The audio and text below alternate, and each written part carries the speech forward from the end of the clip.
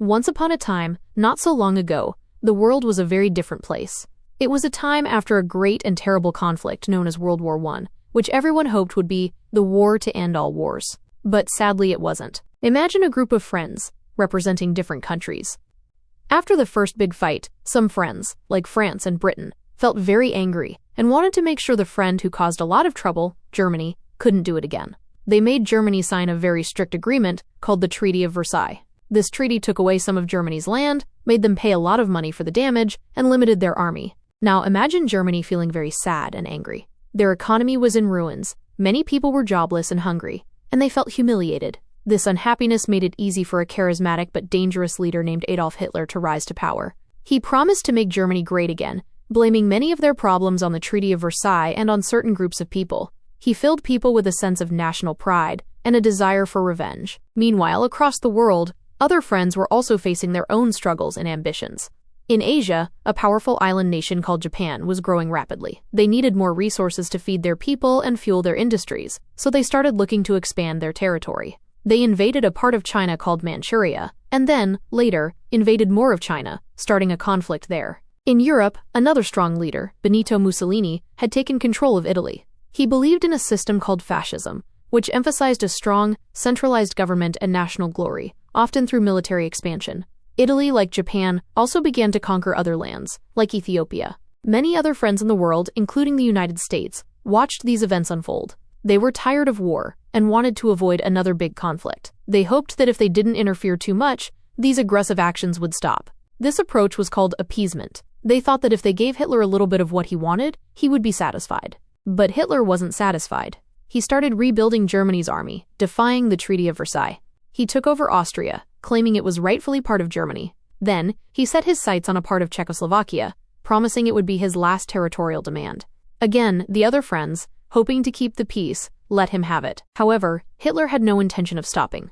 His next target was Poland. Poland had agreements with Britain and France, meaning if Germany attacked Poland, Britain and France would have to help. Hitler, being cunning, even made a secret agreement with another powerful country, the Soviet Union, to divide Poland between them. Finally, on September 1, 1939, Hitler's armies marched into Poland. This was the final straw. Britain and France realized that appeasement had failed. 2 days later, on September 3, 1939, they declared war on Germany. And that, my dear friends, is how World War II, a conflict that would touch almost every corner of the globe and change the course of history forever, began. It was a complex story of anger, ambition, fear, and the difficult choices nations made, sometimes hoping for peace, but ultimately finding themselves caught in a devastating war. The story of what happened in Poland in September 1939 is a tragic and pivotal one, marking the true beginning of World War II in Europe. It was a brutal demonstration of new warfare tactics, and a stark betrayal. The buildup and pretext. Leading up to September 1939, tensions between Germany and Poland had been steadily escalating. Hitler had been demanding the return of the Free City of Danzig, a German-majority city administered by the League of Nations, and the establishment of an extraterritorial highway and railway through the Polish Corridor, a strip of land that separated East Prussia from the rest of Germany and provided Poland with access to the sea. These demands were deeply rooted in German nationalist grievances over the Treaty of Versailles.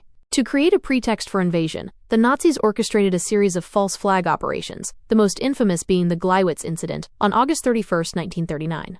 German operatives, dressed in Polish uniforms, staged an attack on a German radio station, broadcasting anti-German messages. This was then presented as Polish aggression against Germany, providing Hitler with his justification for war. Crucially, on August 23, 1939, Germany and the Soviet Union signed the Molotov-Ribbentrop Pact, a non-aggression treaty that shocked the world. Secret protocols within this pact outlined a division of Eastern Europe into spheres of influence, effectively agreeing to carve up Poland between them.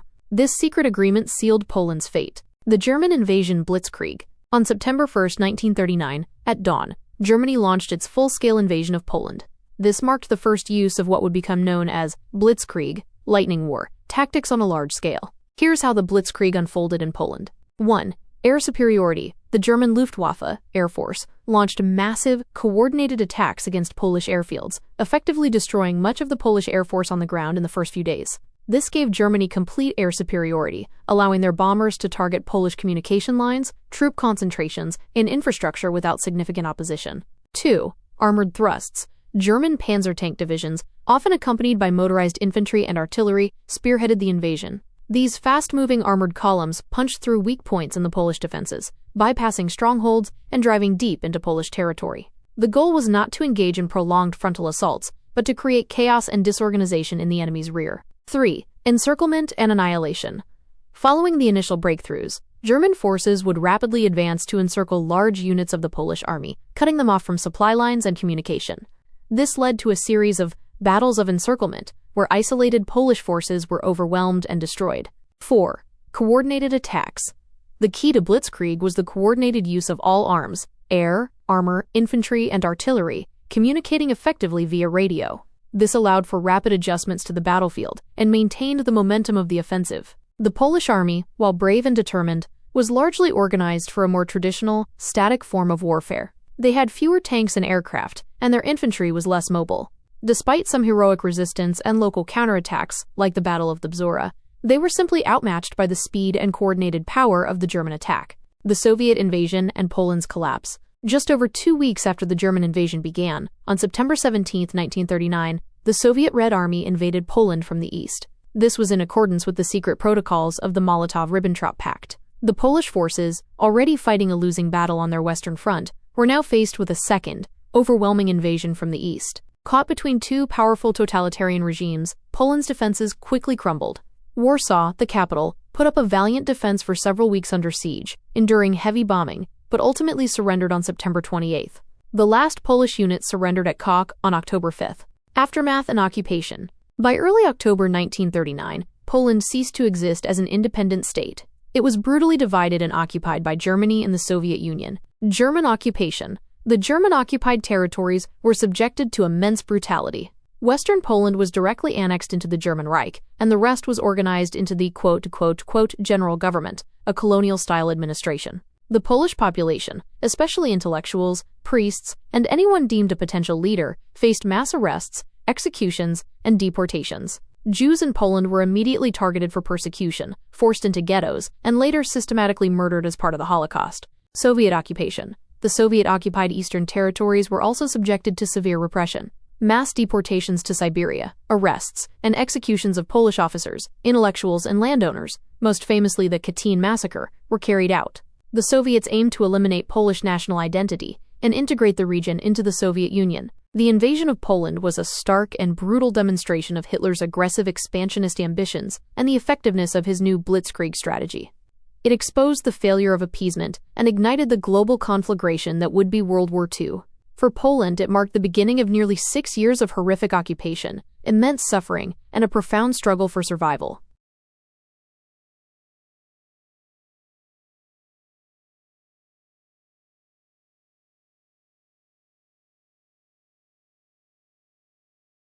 The story of Poland in September 1939 is one of immense bravery, overwhelming odds, and a tragic betrayal that plunged the world into its deadliest conflict. To truly grasp what happened, we need to delve into the military reality, the immediate impact on the land and its people, and the enduring psychological scars. The military campaign, September Campaign, Kampania Wrześniowa. The German invasion of Poland on September 1, 1939, was a showcase of the Blitzkrieg doctrine, a revolutionary form of warfare designed for speed, shock, and paralysis. The German offensive. Massive scale. The Germans deployed over 1.5 million troops, supported by thousands of tanks and aircraft.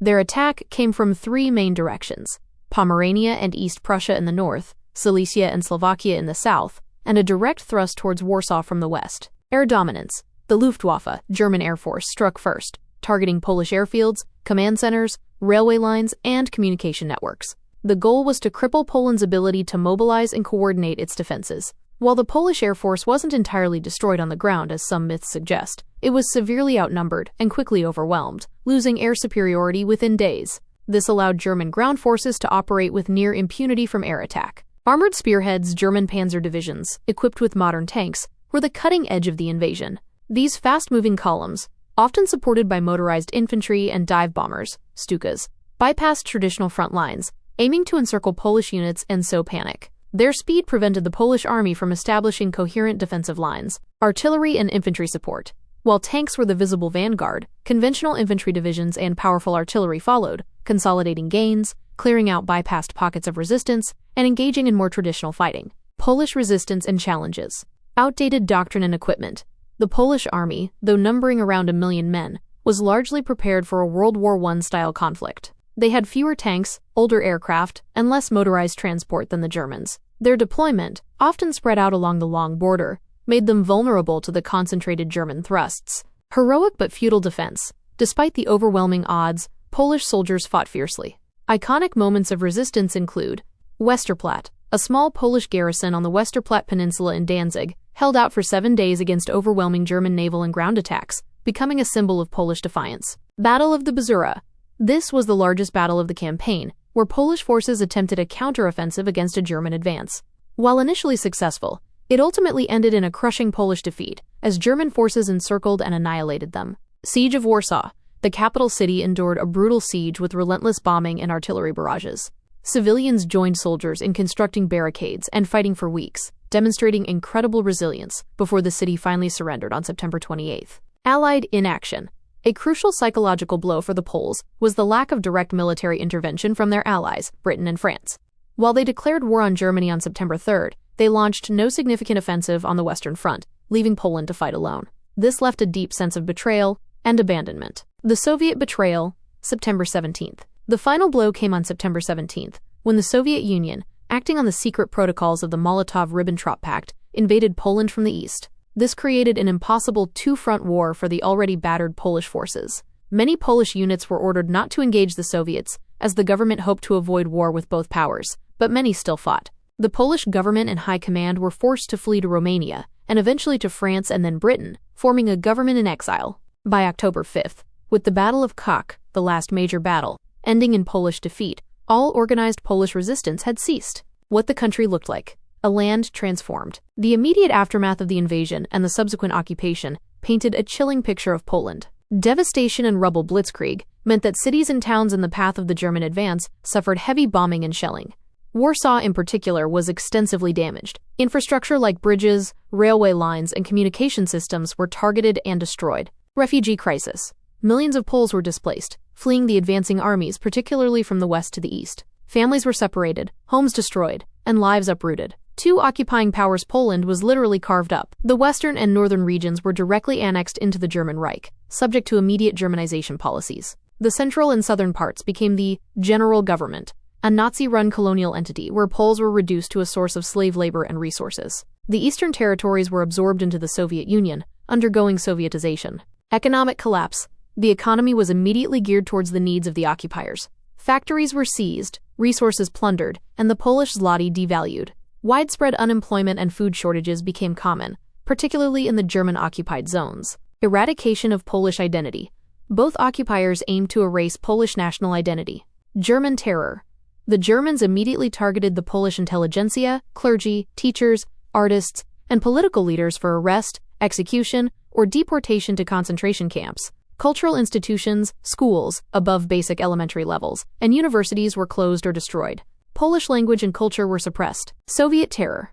The Soviets likewise targeted Polish elites, sending hundreds of thousands to forced labor camps in Siberia. The infamous Katyn massacre, where thousands of Polish officers were executed by the NKVD, is a grim symbol of Soviet brutality. Takes from the Polish people: courage, despair, and determination. The experiences of ordinary Poles during and immediately after the invasion were varied but universally marked by trauma. Shock and disbelief. Many Poles, having only recently regained independence after over a century of partitions, were stunned by the speed and brutality of the invasion. The feeling of abandonment by their Western allies was particularly bitter. Initial resistance and civilian involvement. The spirit of resistance was immediate. Civilians often assisted the military, building barricades, extinguishing fires, and even throwing Molotov cocktails at German tanks. The defense of Warsaw is a testament to this civilian bravery. The horrors of occupation. Once the fighting subsided, the real nightmare began. Fear and terror. Daily life was dominated by fear of roundups, executions, and arbitrary violence. Street executions, often for minor infractions, were common. Starvation and poverty. Food rationing was severe, and many faced starvation. The black market became a necessity for survival. Humiliation and degradation. Poles were treated as an inferior race by the Germans, subjected to constant insults and discriminatory laws. Jews faced immediate and systematic persecution, confined to ghettos where conditions were designed to lead to death by starvation and disease. Separation and loss. Families were torn apart by forced labor, deportations, and death. Many never saw their loved ones again. The birth of the underground state. Despite the brutal occupation, the Polish spirit of resistance refused to die. Almost immediately, an extensive underground state began to form. This was not just a military resistance, the Home Army, Armia Krajowa, but also included secret education, clandestine press, and even a shadow government that maintained loyalty to the government in exile. This remarkable feat of organization allowed Poles to maintain their identity and hope for liberation throughout the war. A deep sense of betrayal. The lack of concrete help from Britain and France in September 1939, despite their declarations of war, deeply affected Polish perceptions. This feeling was compounded by later events, particularly the Western Allies' agreements with the Soviet Union at Yalta, which ultimately left Poland under Soviet domination after the war. For many Poles, the war began with one betrayal and ended with another. The September Campaign and the subsequent occupation were not just a military defeat for Poland, they were the beginning of an existential struggle against two of the most brutal totalitarian regimes in history, leaving deep wounds that resonate in Polish memory and identity to this day.